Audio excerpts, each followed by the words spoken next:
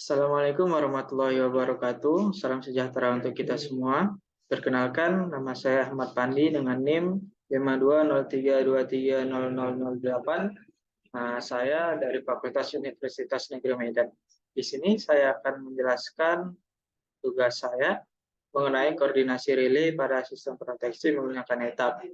Adapun tugas kali ini yaitu pada mata kuliah aplikasi komputer yang diampu oleh Ibu Edita Astrid, STMS. Di sini saya akan menjelaskan tugas saya tentang koordinasi relay. Di mana relay yang saya gunakan yaitu relay arus lebih atau OCR, yang merupakan peralatan yang mensinyalir adanya arus lebih, baik yang disebabkan oleh adanya gangguan hubung singkat atau overload yang dapat merusak peralatan sistem tenaga yang berada di dalam wilayah proteksi. Nah, OCR ini terbagi menjadi 4, yaitu yang pertama ada normal inverse, very inverse, yang ketiga long inverse, dan yang keempat yaitu extremely inverse. Selanjutnya yaitu saya akan membahas tentang sistem proteksi.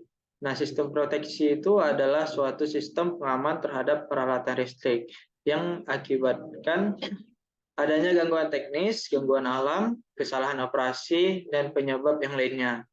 Bisa kita lihat pada gambar yaitu di mana terdapat pembangkit, ada trafo menggunakan relay 1, dan relay 2, kemudian relay 3, dan relay 4. Di mana ketika terjadi gangguan di akhir ini, maka kita berharap bahwa relay 4 duluan yang akan melakukan trip pada circuit breaker. Kemudian disusul dengan relay 3 sebagai backup, kemudian relay 2 sebagai backup. Di mana relay 4 ini kita atur waktunya yaitu sebesar 0,2 detik, relay 3 kita atur sebesar 0,4 detik, dan relay 2 kita atur sebesar 0,6 detik. Selanjutnya yaitu saya akan membahas tentang langkah-langkah setting relay over current relay. Di mana sistem yang saya buat kali ini yaitu terdiri dari lem 1, bebannya lem 1, motor 1, lem 2, dan motor 2. Kemudian ada 2 trafo 1 sebesar 1,5 MVA, trafo 2 sebesar 3 MVA, dengan satu supply power grid sebesar 200 MVA SC. Adapun data-data yang diperlukan untuk setting relay ada sebagai berikut, di mana kita awalnya itu harus merunning load flow ya, aliran daya. Maka setelah load flow tersebut, maka kita akan mendapatkan arus nominal dari masing-masing beban, kemudian pada masing-masing bus dan trafo. Bisa dilihat di sini pada motor 1 arus nominal yaitu 5,1 ampere.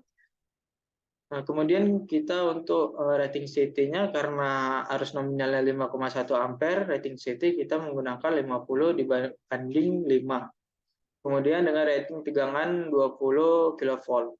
Begitu juga dengan motor 2 dengan arus nominal 16,8 ampere, menggunakan rating CT 50 banding 5 dengan rating tegangan 20 kV. Nah, selanjutnya bisa dilihat pada tabel berikut.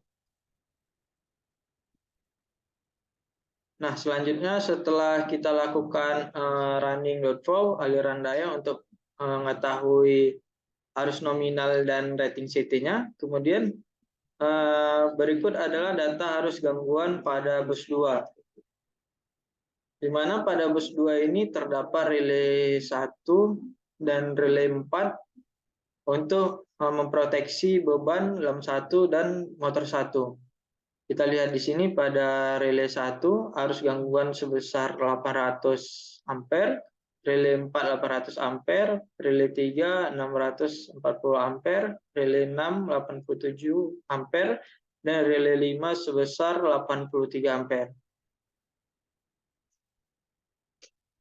Nah, selanjutnya di sini saya menggunakan data arus gangguan di bus 3, di mana Untuk relay 10 itu harus gangguan sebesar 1496 ampere, relay 9 1496 ampere, relay 8 1147 ampere, dan relay 7 sebesar 157 ampere. Nah, berikut adalah settingan untuk relay OCR-nya.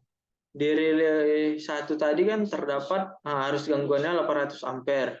Kemudian kita akan menghitung E-set, di mana E-setting ini yaitu arus nominal dikalikan dengan 1,2 sampai 1,5 ya. Maka di sini E-set pada relay 1 didapatkan sebesar 23,87 dengan waktu trip 0,2 sekon. Kemudian kita menghitung TMS-nya menggunakan rumus, yaitu rumusnya TMS sama dengan TX dikali E-volt dibagi E-setting pangkat 0,02 dikurang 1. Kemudian hasilnya dibagikan 0,14. Maka pada relay 1 didapatkan TMS sebesar 0,111. Begitu juga dengan relay 4 didapatkan TMS 0,149, pada relay 3 didapatkan TMS 0,181, pada relay 6 didapatkan TMS 0,270, pada relay 5 didapatkan TMS 0,215. Nah, selanjutnya yaitu pada relay 10-nya. Pada relay 10 tersebut mengalami arus gangguan sebesar 1496.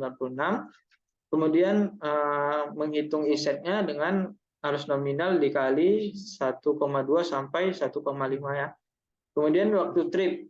Waktu trip ini karena relay 10 itu kita buat 0,2 sekon. Kemudian dengan kurvanya menggunakan rumus TMS sama dengan TX dikali E-volt per E-set pangkat 0,02 dikurang 1 dan hasilnya dibagi 0,14. Didapatkanlah TMS relay 10 sebesar 0,101, relay 9 sebesar 0,131, relay 8 sebesar 0,167 dan relay 7 sebesar 0,251. Nah, di sini kita mengevaluasi setting relay atau dinamakan dengan koordinasi setting relay. Nah, kita lihat di sini saya beri gangguan di LAM 1 ya. Nah, LAM 1.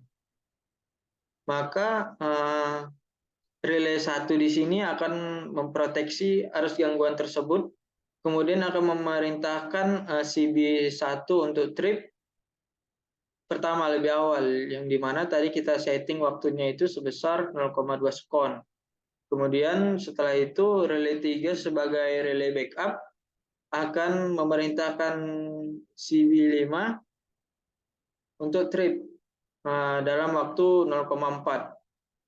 Bisa dilihat di sini untuk waktunya relay 1 itu 291 milisekon, relay 3 sebesar 484 milisekon, dan relay 6 sebesar 622 milisekon. Kemudian masuk kita kepada simulasi saja. Untuk simulasi ini saya menggunakan NetApp. Nah, di sini kita coba beri gangguan di LAM 1.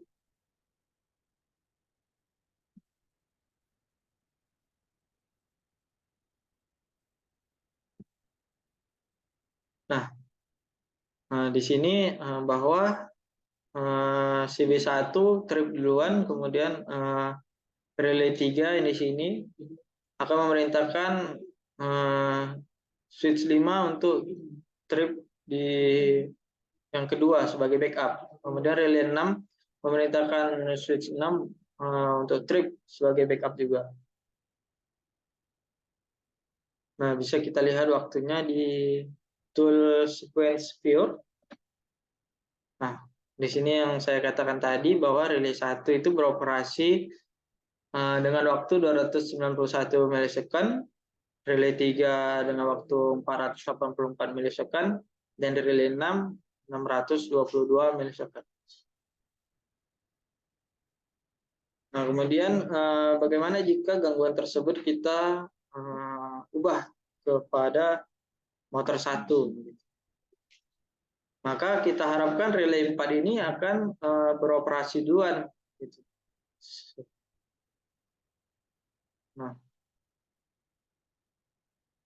Nah, bisa kita lihat pada simulasinya bahwa relay 4 akan memerintahkan switch 2 untuk trip duluan gitu. Dengan waktu bisa kita lihat dengan tool sequence viewer.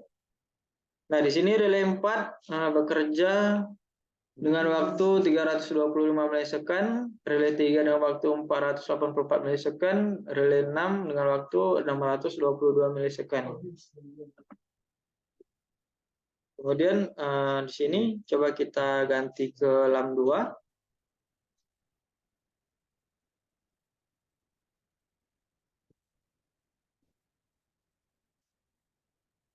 Nah, di sini juga bagus ya, karena relay 10 duluan memerintahkan switch 3 untuk trip.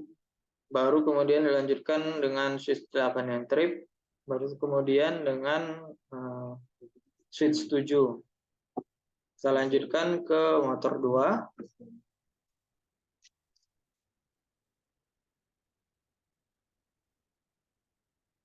Nah, di sini relay 9 juga memerintahkan untuk switch 4 trip duluan. Bisa kita lihat waktunya yaitu pada sequence viewer lagi. Nah, di sini relay 9 trip dalam waktu 227 milisekund, relay 8 trip pada waktu 308 milisekund, dan relay 7 itu trip pada waktu 364 milisekund. Nah, bagaimana jika gangguan tersebut kita pindah ke bus 2 misalkan? Maka kita harapkan relay 3 akan trip duluan. Relay 3 akan memerintahkan switch 5 untuk trip duluan. Nah, kemudian relay 6 dan relay 5. Nah, ini sudah benar. Kemudian kita coba ganti di bus 3.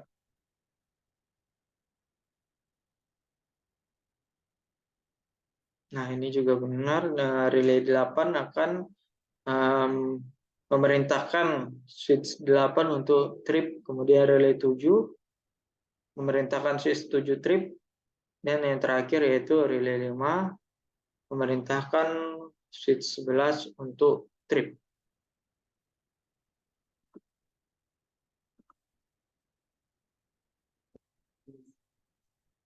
Nah, di sini coba kita lihat.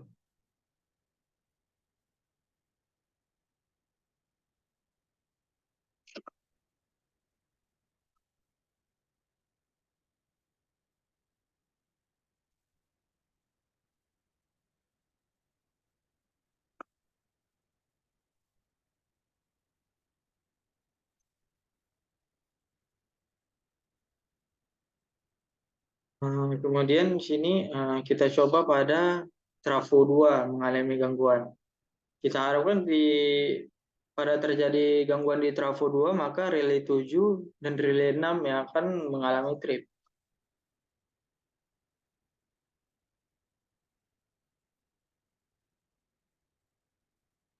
Nah, benar ya, relay 7 dan relay 5, kemudian pada trafo 1, kita harapkan relay 6 dan relay 5 juga akan mengalami trip. Nah, sudah. Dan pada bus 1 ketika mengalami gangguan, maka relay 5 yang akan trip.